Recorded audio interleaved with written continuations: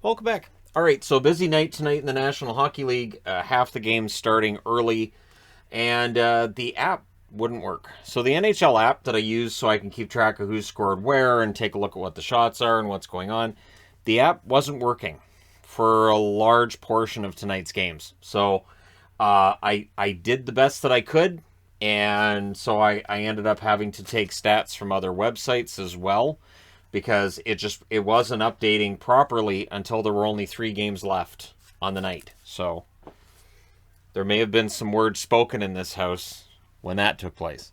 So probably not very G-rated. All right, starting things off, Boston and Tampa. I have to say, this game I thought was pretty even.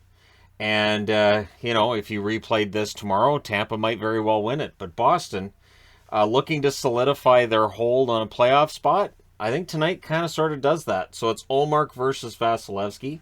Pastrnak scores early on the first shot from Hall and Forbert at 111, and he caught Vasi cheating a little bit. So Vasilevsky a little bit out of position, trying to kind of guess. And so Pastrnak beats him there. Bolts get a power play. Killorn can't bury one. That power play's killed off, and then Pastrnak scores again. So Pastrnak, who's had a really tough time lately, finally with 2 goals here. Haula and Hall with the assists at 6 minutes and 10 seconds. That's only the 3rd shot on Vasilevsky as well. So that's 2 goals on the first 3 shots for the Bruins. So pretty good start for them. And then they kept looking for more. The Bruins would press at the half. Foligno got hurt there. I don't think Foligno came back into the game.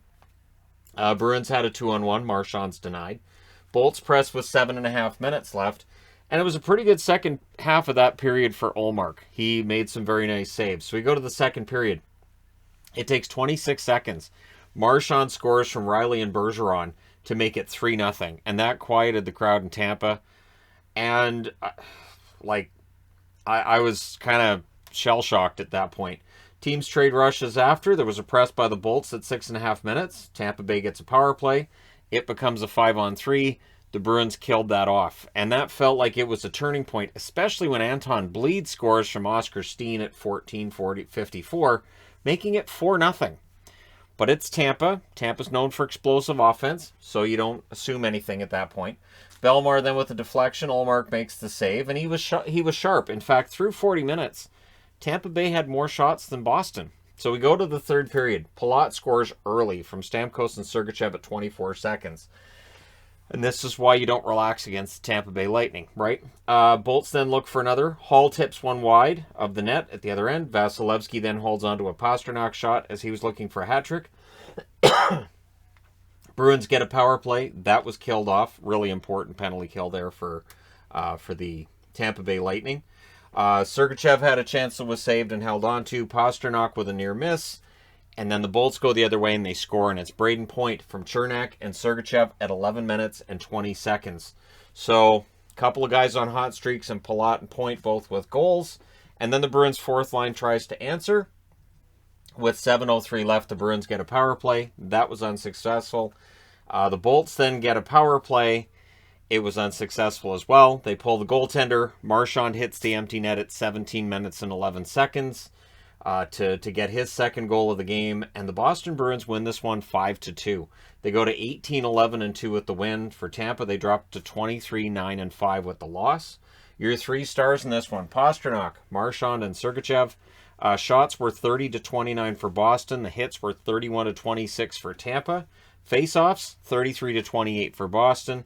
Ullmark saves 27 out of 29. Vasilevsky saves 25 out of 29. So for the Boston Bruins, pretty important night. For Ullmark, probably an important night too, because now there's talk of Tuukka Rask just coming up to play for Boston without playing in Providence. And what do you do? My guess is that they demote Swayman to the AHL, but yeah, I don't know how I feel about that. I'm pretty sure he doesn't need waivers, but Ullmark and Swayman have both played well. I don't think goaltending's been an issue for Boston, but, we'll see what happens. All right, next up, San Jose. The Sharks in against the Philadelphia Flyers, and this ended up being a goaltending battle between Hill and Jones. Who saw that one coming? So for Jones against his former team, motivated there. Hill, with Reimer out, maybe that feeling of, you're the starter and Sawchenko's the backup, maybe he's taking advantage to try to, win himself the job full time. But yeah, early chances for the Sharks. The Sharks get a power play. That was unsuccessful. The shots were 9-7 for the Sharks with 8 minutes left. This was an evenly played game without a lot of really big scoring chances early on. This was one that you could kind of count on one hand the number of really good scoring chances for either team. McEwen with a net drive. Hill saves on that. Strong road game. Good start by the Sharks. The block shots were 4-1 for San Jose with 4.5 minutes left. And in the last minute, the Flyers press, but it's scoreless after one. So second period, early press by the Sharks. Jones saves a chance for Noah Gregor. Long press, and Jones saves and holds onto it. So it was Ristolainen and these are the defensemen that was out there. They had two defensemen out there for more than 2 minutes. I know Ristolainen was one of them. Anyways, the shots are 5-1 for the Sharks 6 minutes in. JVR with a rush. Hill makes a kick save there. And then, the score, the shots, the hits, all about even. Like, they showed, the hit totals. I'm like, okay, I think it was 18-17 for San Jose at that point. I knew the shots were even. The score was 0-0. So, very evenly played game. Burns had a drive. He ends up hitting the side of the net. But it's scoreless going into the third. And then the scoring shows up. So, Meyer, opening shift. His blast is saved. The Sharks press. More saves by Jones. And then Van Riemsdyk. He scores from Lindblom and Hayes at 106. Nice rush chance against the flow of the play there. Burns then tries for an answer. He fires wide. Hurdle gets a shot on a turnover. That's blocked. He would remember that. Flyers get a power play and they score on it. It's Van Riemsdyk on the power play at 6:47, and that one went in off of Mario Ferraro. So sometimes it's better to be lucky than good. In this case, Van Riemsdyk, who's been hot and cold. Now he has 2 goals in this game. We'll see if he's heating up, right? But Hurdle answers exactly a minute later from Meyer and Burns at 7:47, and that one went in off of Jones. So it's deflection night. Sharks then look for a tie with 8.5 minutes left. The Flyers were stuck at 2 shots. Both of them had gone in. So this is where it gets kind of remarkable when I look at the 3 stars of the game and I kind of scratch my head, but we'll get to that. So yeah, both Flyers shots had gone in.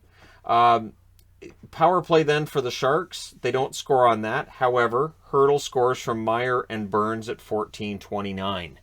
And then Meyer was denied with 2 minutes left. We go to overtime. In the overtime, it doesn't last. 24 seconds in, Hurdle, the natural hat trick in overtime from Burns. Burns with 3 assists in this game. So very good game for Burns. Hurdle with the 3 goals. San Jose wins this one 3-2 in overtime. They go to 19-16-1 with the win. With the overtime loss, Philadelphia drops to 13-15-7. And if you look at the overall standings, the East is kind of weird because now Boston's kind of getting themselves a little bit of a pad there with the number 2 wildcard spot. And everybody below the playoff line, it looks like, yeah, no, they're not making the playoffs.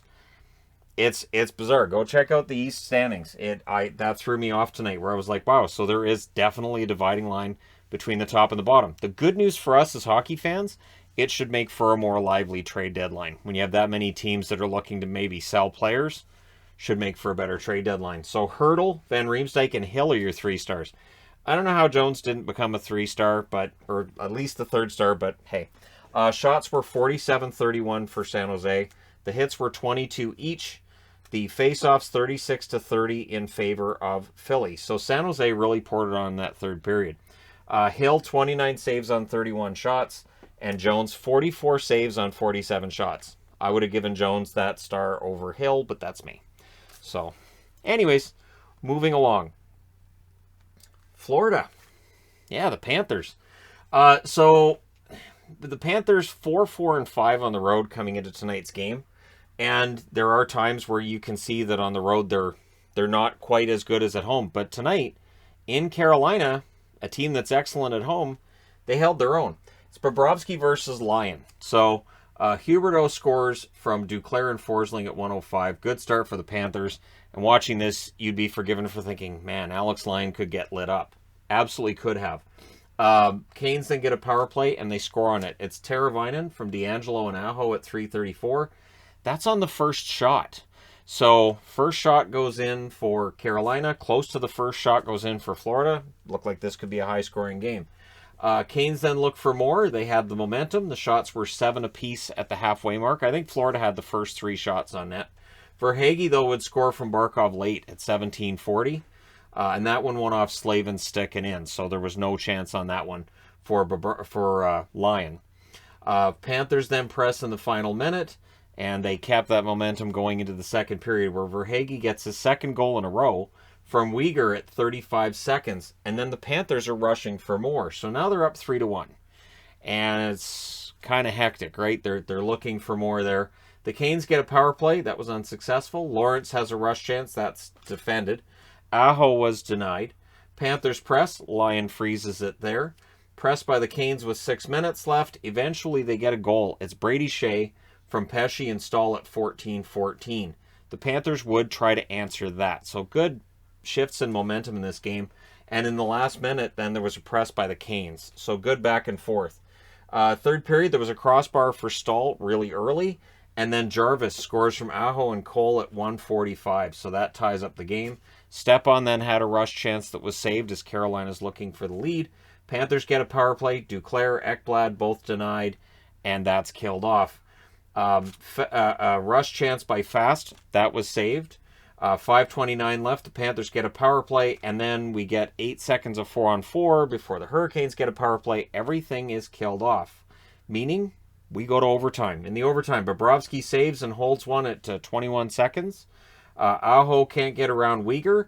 The Panthers press, didn't get shots. There was some back and forth. There was even an offside. This was a bizarre overtime. But in the end, Duclair on a 2-on-1 off of a turnover, he gets the goal from Huberdeau at 2:53. Florida goes into Carolina. They win in overtime. They go to 22-7-5 with the win. With the overtime loss, Carolina drops to 24-7-2. So only the second loss in extra time for Carolina. Your 3 stars, Verhaeghe, Duclair, and Lyon. Your shots, 36-27 for Florida.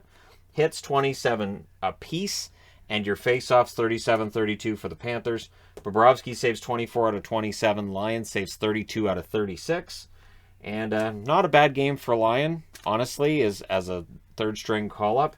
Bobrovsky, well, he made up for allowing a goal in the first shot. He saves 24 out of 26 after that. So there you go. All right, next up on the board, New Jersey and Columbus. So this ends up being entertaining because New Jersey won at home, so Columbus trying to do the same. And coming out of this, you end up with no team really having momentum out of this little mini back-to-back, home and home between them. So it's Blackwood versus Korpisalo. They had a nice ceremony for Voracek for his 1,000 games. A lot of flowers. It feels like there's more flowers given to him on that than there normally, and I know he passed them on to his wife, but a lot of flowers. First minute Severson penalty. I point that out only because it feels like Damon Severson takes a penalty in every single game. Sometimes he takes multiple penalties in every game. I just want to let Devils fans know, I've noticed. So a power play goal is scored on that play. Bjorkstrand from Voracek and Laine at 2:01. So Voracek with an assist on the first goal there. Boone Jenner then scores from Nyquist and Boquist at 4:03. So very quickly, it's 2-0 in favor of Columbus. That one went in off of Jack Hughes' skate. So really tough start for New Jersey. Devils get a power play. That was unsuccessful. The shots are 4-2 for Columbus at 7 minutes. So not a really exciting first period between these teams, but if you're a Columbus fan, that's not a big deal. They're ahead. All you care about is they're ahead, right? Then Jenner had a rush chance that deflects out. Blackwood saves on a Laine shot. We end up with a scrum after that. Heischer, though, would score from Severson and Vesey at 14:40, which makes it 2-1. Werenski then had a wraparound that was saved. Nice to see him in the lineup tonight. He played well. But Vesey would score from Mercer at 19:40. So Jimmy Vesey with a goal and an assist, and it's 2-2 after one. Second period. Shots are 5 apiece at 8 minutes. Pretty evenly played early in that period. And then Chinakhov, nice to see him getting goals. He scores from Robinson and Corrali at 9:31. The Devils then get a power play. They don't score on that, but Studenic gets his first of the season from Boquist and Graves at 13:32. So that's a Boquist there. That's a Boquist there. The Boquist brothers, both of them with an assist in this game against one another. Nyquist then had a net drive. He's denied. Chinakhov blasts one wide as he looked for his second of the game. 1:16 left. We get a power play for the Devils. Heischer's denied during that. So we go to the third period with it tied at 3. Two struggling teams, desperate for wins. You end up with a pretty emotional game, and Yeah, it ended up being pretty good, actually. Shorthanded chance for Robinson for what was left of that power play. It is killed off. Columbus presses, Blackwood saves, but he doesn't save on Bjorkstrand. At exactly 5 minutes, he scores from Voracek and Boquist. So there's Boquist again. 2 assists for Boquist on one side, 1 assist on the other. I mean, I don't have any proof that there's like free beers on the line or anything, but probably there's some kind of a friendly wager between brothers in this, right? Power play then for Columbus. Nyquist can't bury one. It's killed off. It manages 2 shots. Korpisalo making some key stops in that third period.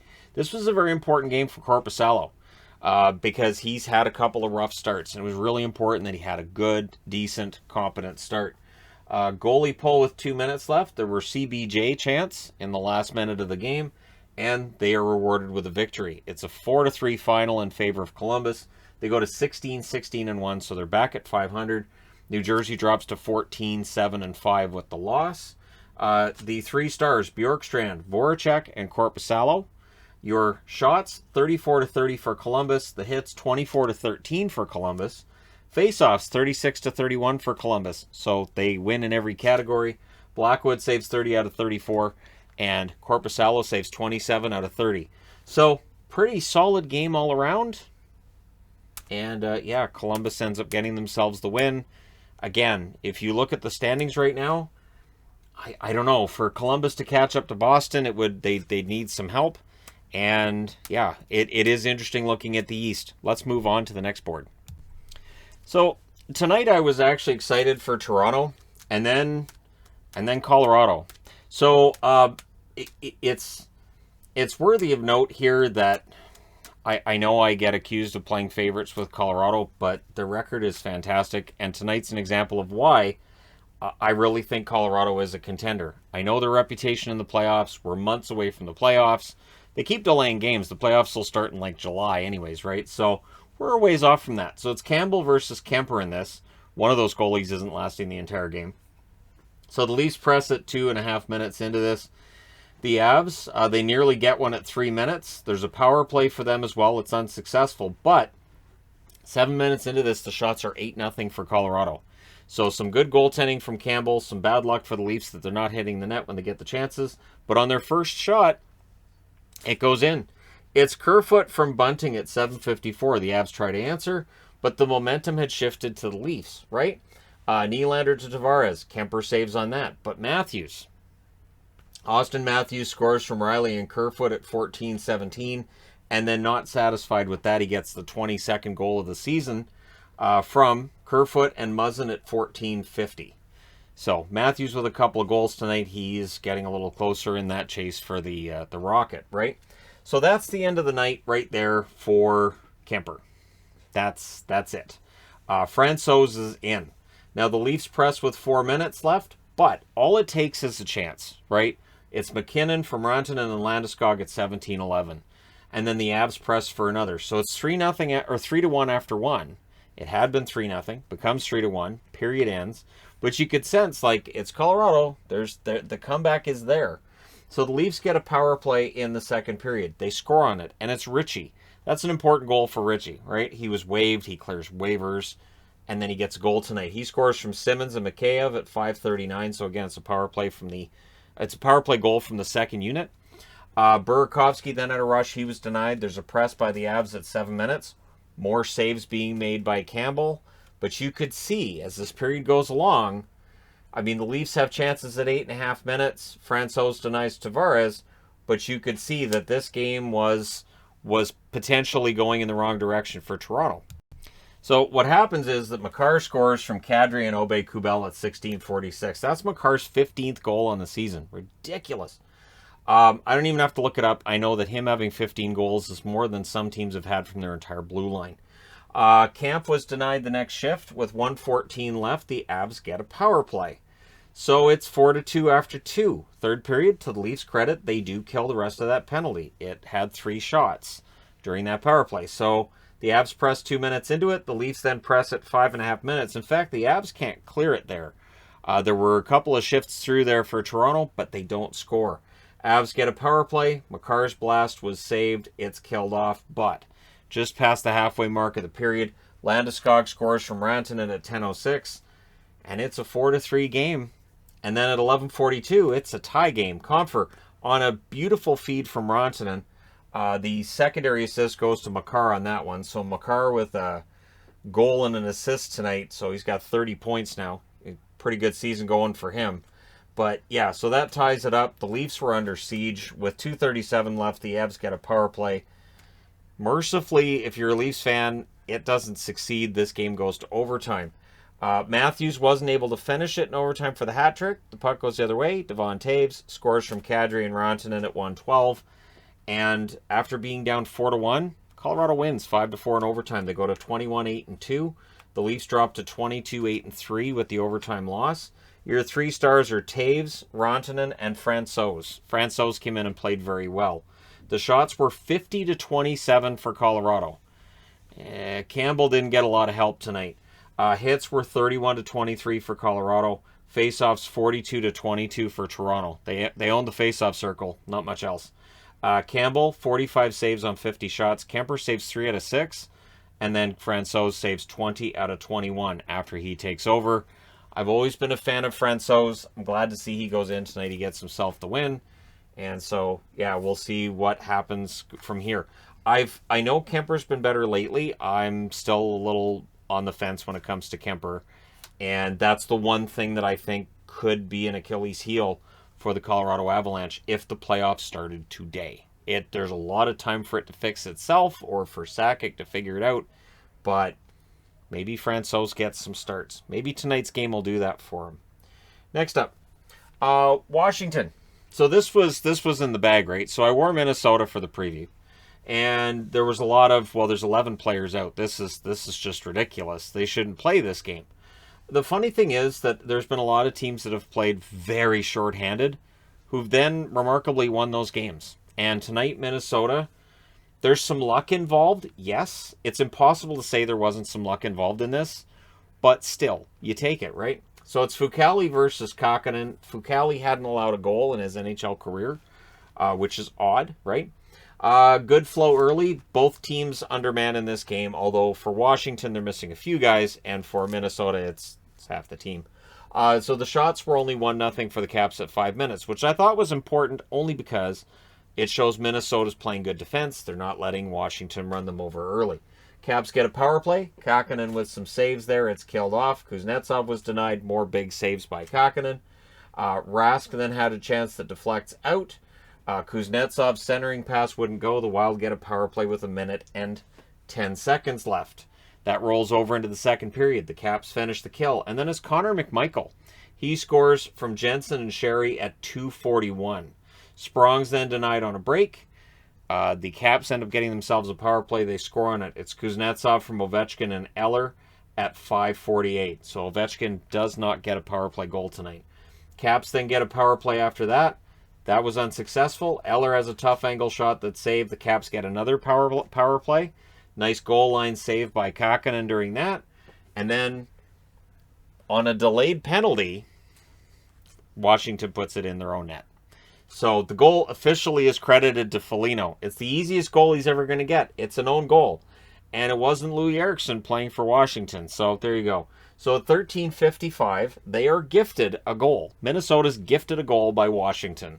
And because it's an empty netter during a delayed penalty, it doesn't count as a goal against for Fucale. And all I kept thinking was, so could he get a shutout while allowing a goal in the game? Does that count as a shutout for him? It ends up it doesn't matter. But yeah, it's an own goal and a delayed penalty. So then Minnesota killed off that power play as well. The Washington power play is really an issue this year. Third period. Boldy was on the top line to start the third. Boldy's played pretty darn well his first couple of games in the NHL. A lot of guys getting their first games in the NHL right now. I'm kind of feeling bad for them because it's a tough position to get into, right? Caps press at 2 minutes in. The Wild then get some pressure of their own 6 minutes in, but they weren't getting enough shots. It felt like they were getting the zone time, but the shots weren't where you'd want them to be. Kuznetsov gets shaken up in a collision with Zuccarello. Pretty sure he stayed in the game, though. Addison then had a chance. Fucale saves on that. Zuccarello has a rush chance. That goes wide. Boldy, nice net drive by him. That was saved by Fucale. And Minnesota pulls the goalie with 1 minute and 45 seconds left. Gaudreau has a shot that's blocked. Fiala's was blocked as well. some pushing and shoving going on after a whistle. With 56.4 seconds left, the Wild call a timeout. Whatever they discussed works. Zuccarello scores to tie it at 19:25. It was a screenshot, and that's the first goal against for Fucale in his NHL career. And we go to overtime. Overtime, the Wild had a 2-on-1. Hartman was denied. Kuznetsov has a rush chance. That's saved. The Caps go offside on their opportunity. Zuccarello has a shot that deflects wide. Sprong was denied on a rush. And then Dumba fires one wide. So we go to a shootout. In the shootout, both Fiala and Gaudreau score. And Minnesota wins this one 3-2 in the shootout. They go to 21-10-2 with the win. The Washington Capitals, 27-9. So for the Caps, again, that's that extra point in a shootout. But this is a game they really should have had 2 points. Like, no insult meant to Minnesota, but this is a game Washington should win when you look at the lineup Minnesota had there and the players that are out of the lineup. But they didn't. So your 3 stars are Kakkonen, Fucale, and Fiala. And Fiala was benched at points here and there too. So the lines were messed around with too. The shots are 31-22 for Washington overall. The hits, 15-8 for Minnesota. So not a very physical game. Faceoffs, 34-33 for Washington. Fucale saves 21 out of 22. And Kakkonen saves 28 out of 30. That kind of made me do a double take, but I realized, like, that own goal, that's not a shot. So it doesn't count as a shot on goal because it's their own team that did it. So it's a goal without a shot. So how does that work for Foligno's shooting percentage? It's fine. It's all fine. Minnesota with the win. That's all that matters, right? Okay, all that bizarreness aside. Arizona and Nashville. This was such an ugly game. Wow, these teams do not like one another. I think it's really that there's so many agitators in the Nashville lineup. You get a lot of agitators in the Arizona lineup, and you mix them together, and you get this. It's Saros versus Vejmelka. It's 56 seconds into the game on a rebound. Ekholm buries it. Cunnin and Johansson with the assists. Borowiecki and O'Brien then had a fight on the next face-off. Because sure, why not? 2 minutes of 4-on-4 then takes place. We end up with lots of dislike on most whistles. We end up with another 2 minutes of 4-on-4 because these guys just wouldn't stop going at one another. Coyotes get a power play. They then had 21 seconds of 5-on-3. Saros denies Boyd, and the Preds manage to kill all that off. The Coyotes get another power play. It becomes a 4-on-4 because sure it does. Myers breaks up a Coyotes 2-on-1, but then Nashville makes it 2-0. It's Trennan versus Benning and Tolvanen at 17:20, and then Jeannot becomes the leading goal scorer among rookies with his 11th from Duchesne and Yossi at 18:56. The Preds get a power play, but it becomes a 4-on-4 before the period's out. So we go to the second period, score 3-0 in favor of Nashville. In the second period, Mosier was impressing again. He's getting a lot of ice time. He's getting good opportunities. Defensively, offensively. He's been pretty good for Arizona. So if you're looking for bright spots for the Coyotes, I would say he's one of them. Saros saves an O'Brien chance. The Predators weren't giving up inside shots to Arizona in this game. Kessel fires one high. The Preds get a power play. There was a shorthanded chance for Boyd. That was saved, and that's killed off. So you go to the third with it still 3-0. But Keller, off of a faceoff, he just decides, I guess I'm going to get it myself. And he does at 2:19. And it was a bar-down goal. It was fantastic. So it's going to be in highlight reels for the NHL because it's a Coyotes goal. So, you know, and they're wearing the nice Kachinas. So yeah, why not? Trennan versus Ladd then takes place. A fight after a hit thrown by Trennan that Ladd didn't like. So what happens is the Preds end up getting a power play because Ladd gets the instigator. So he gets like 17 minutes and penalties on that, 2, 5, and 10. So that's why guys don't generally instigate. Vejmelka denies Tolvanen. Yossi's chance was stopped. It's killed off. Keller was robbed by Saros. Predators get a power play and they score on it to make it a 3-goal lead again at 4-1. Yossi from Johansson and Granlund. So the power play goal goes. And then at 10:48, Krause scores from Nash and Dineen. They double check to make sure Nash didn't touch it with a high stick, and he didn't. So Riley Nash ends up getting an assist in his first game in Arizona. And the chirping going on between the benches. So you've got Tyson Nash in between the benches, and he was leaving his microphone on for a lot of the chattering between the benches. And these guys, he loved it. He loved it. He loved the fighting back and forth and all the insults and all the screaming at each other. The refs didn't. So you get all this swearing back and forth. Jeannot and O'Brien were both booted out of the game. They were both given 10-minute misconducts. Get them out of here. Just to shut everybody up. You kick those two out. I guess they were the mouthiest of the bunch. Then Coyotes get a power play out of all of that. So all that clears up and we have a power play. It then becomes a 4-on-4 because, of course, you're going to get more penalties. Keller was denied. He had a great third period. Wasn't a great game for Arizona overall, but he had a great third period. Goaltender gets pulled with nearly 4 minutes left. Dineen had a shot blocked by Yossi. Coyotes had chances, but Saros, fantastic. Saros kind of bails out Nashville again, although I didn't feel like Arizona deserved to win this. They also had a lot of really good chances at times in this game, and Saros is the hero again. Your 3 stars are Yossi, Saros, and Keller. I agree with those 3 stars wholeheartedly. The shots in this one, 39-30 for Arizona. So they lose 4-2 and drop to 7-23-3, but I think they'll be happy with the effort. Nashville, 23-11-2 with the win. They got to be happy with that. They're still first in the division. Hits, 48-34 in favor of Nashville. Very physical game. The faceoffs, 36-34 for Arizona. Saros saves 37 out of 39. Vejmelka saves 26 out of 30. So, yeah, pretty solid game all around. And again, very entertaining because the microphones were on. And you could hear some things. You could hear a lot of things. And it is funny when you hear guys chirping at each other between the benches. It is always funny. That being said, I need to change boards. Okay. So Chicago goes into Vegas tonight. Marc-Andre Fleury's got to feel pretty good. He has to, right? So it was Fleury versus Leonard. It's like the big matchup, right? The first matchup between these two guys since Leonard's replaced Fleury. So there's a lot of storylines in this, basically centering around that. Video for Fleury was played before the game. I think that's probably better than playing the video after the or during the first commercial break, which is what a lot of teams do. I think that makes sure that doesn't affect the flow of the game. So Hawks get some early chances, but it is Ben Hutton with his first goal as a Vegas Golden Knights player from Patrick at 5:17. And Vegas played pretty well early. Connolly then hits the outside of the net. The Hawks are pressing, not getting shots. Smith has a chance that goes wide on Fleury. The momentum's all Vegas since about 5 minutes into the game. The Hawks were stuck on 3 shots for most of that first period.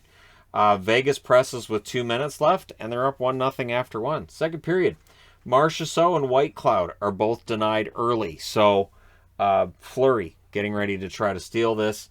And then Jujhar Khaira from Carpenter at 4:38 on a nice rush goal after a couple of really nice saves are made by Fleury. Roy then had a chance that was kicked aside. Theodore had a drive that was saved and held. The Hawks get a power play. That's killed off. But then Stillman scores from Strome at 14:21. And it was kind of a floater from the point. And it goes in. So, nice goal there. Makes it 2-1 in favor of Chicago. Then the Hawks are looking for another. Kubalik fires one wide as the Hawks press. And then in the last minute, there's more chances for the Hawks. So, very quiet building in Vegas after that second period. Chicago up 2-1. But again, Vegas has been down a lot lately. And I mean, I really feel like maybe it's one of those things that players can look and say, well, we've come back and we've scored 6-on-5 so many times, it's fine. We can just stay within shooting distance. But yeah, it feels like that luck's starting to run out a little bit. So the Hawks had a strong start in the third. Smith then had a rush chance that was blocked for Vegas there. Howden has a net drive. Fleury saves there. Vegas presses at 4 minutes. Carlson had a rush chance that was tipped out. Vegas had a 3-on-2. Stone's shot deflects out as well. Really good defense tonight from Chicago. And that's something that was a problem for them at points. It's a problem for them against Arizona just a couple days ago. So Leonard saves on a Kubalik drive. The Hawks then press with 7 minutes left. Kubalik to DeBrincat nearly connects. And if that had DeBrincat's burying it. Vegas was out of sync with 3 minutes left. They just seemed to be kind of out of sorts. But they pull the goalie with 1 minute and 30 seconds left. And this is the heroic moment usually for Vegas, right? Dodonov was denied. Then Chicago ices it with 32.8 seconds left. But then with 21.4 seconds left, there's a face-off in Vegas's end. So they have to put Leonard back in. Chicago never gave him a chance to get Leonard out of the net. They hold on. They win this one 2-1. They go to 12-18-5 with the win. For Vegas, they drop to 22-14-1. They're still in first place in the division, but yeah, This is a tough one. Your 3 stars are Hutton, Fleury, and Leonard. Because the home team picks the 3 stars, 2 of the 3 stars will be Vegas when they lose. I went through their 3 stars on the season because I was bored the other day, and I was like, yep, that's basically the rule. The shots are 30-21 for Vegas overall. The hits 35-17 in favor of Chicago. They were very physical. Faceoffs 26-24 for Vegas. Fleury saves 29 out of 30. Leonard saves 19 out of 21. Fleury was the better goaltender. And I'm sure that will be the storyline for a lot of Vegas fans. And so for anybody who's still of the mind of, well, if they'd kept Fleury, tonight's game will not silence those fans in the Vegas fandom. And for Chicago, again, you know, their hope is faint. But, I mean, if you can play spoiler, then you do exactly that, right? All right, next up, Rangers. The New York Rangers coming off of a really tough loss against Vegas going into Anaheim. The Ducks, pretty good at home. So it's Georgiev versus Stolarz because Gibson and on the protocol list. Everybody's on the protocol list, right? So you've got everybody either on it, coming off of it, or they're about to go on it. We can all act surprised. Early press by the Rangers. The shots are 3-1 for the Ducks at 4 minutes. And then there was a 4-minute Rangers power play. Now, Lafreniere has a chance that's saved. The puck goes into the Ducks net, but the whistle went. So they ruled the whistle went, and so no goal there. But it was not held. So that probably should have been a goal. And then there were a lot of close calls, but the Ducks kill it off. And they had to feel a little bit fortunate on that because the Rangers were outplaying them. So the Rangers press with 3.5 minutes left. Zone time heavily favored the Rangers. So Zegras is back in the lineup, but it was not a dynamic attack from Anaheim, and the Rangers were playing like a team that really needed a win tonight. So you go to the second period, still scoreless. Hitting and defense drive the early play. The Rangers press at 5 minutes. Steele has a rush chance that's saved. Terry has a blast go wide. The Ducks press. And they score Lundestrom from Terry at 11:08. The Rangers weren't getting enough chances in that second period, not like the first. And then they did. Zibanejad scores from Kakko and Trouba at 14 minutes. It's a nice pass from Kakko to Zibanejad, who buried it. Lindgren then tries for the lead. We get a power play for the Ducks. Really strong penalty kill by the Rangers, though. Kills it right off. Raquel can't bury one as the Ducks press late. Brodzinski was then denied for the Rangers with 12 seconds left. So Stolarz had a good performance, I thought, considering, right? So third period. Lafreniere hits the side of the net early, and then the Rangers score to go up 2-1. It's Tenorti with his first goal in a while from Rooney and Hedel at 1:46, and it went in off of Perreault. So Perreault making his NHL debut for the Ducks, and he's going to be on the highlight reel for the wrong reasons. But, you know, he's a kid and probably shouldn't be in there, but, you know, with all the other injuries and everything else going on. So anyways, Lafreniere to Strome, Stolarz saves on that after. The shots are 6-0 for the Rangers, 7 minutes into the period. The Rangers were just swarming them at this point. Rangers get a power play. Lundqvist with a shot, glove save from Stolarz, and then 2 seconds after the power play ends, Lindgren scores from Fox and Barron at 10:02. Then with 9:10 left, there's a delay game call. The Ducks go to the power play. Then we get 4-on-4 for 53 seconds because there were too many Ducks on the ice. I mean players, not actual Ducks. And everything gets killed off. Gaudreau then can't bury one. 3:22 left, and the Rangers go to the power play. And I was like, all right, so that ends it because that's it. They're already up 3-1. Now they got a power play with 3:22 left. But then we get 1:15 of 4-on-4 with 2:37 left. So they pull the goalie to get the 5-on-4 advantage. With 1:20 left, the Rangers ice it, so the Ducks call a timeout to discuss things.